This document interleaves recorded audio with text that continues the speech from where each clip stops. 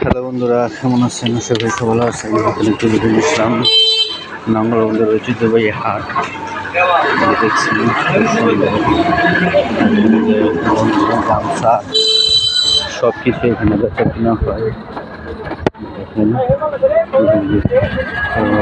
চারপাল গোয়ালক্ষ সব কিছু এখানে বেচা কিনা হয়।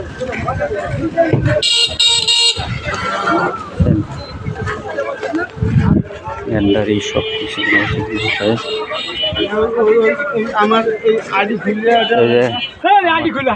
আমার দোস্ত পান ব্যস্ত আছে। হ্যাঁ হ্যাঁ, আরে বাইরে পান ব্যস্ত আছে। এই যে বিস্কিট, এই সব কিছু এখানে বেচা কিনা হয়। বাস সব কিছুই দেখছেন ঐতিহ্যবাহী নাঙ্গলগঞ্জে।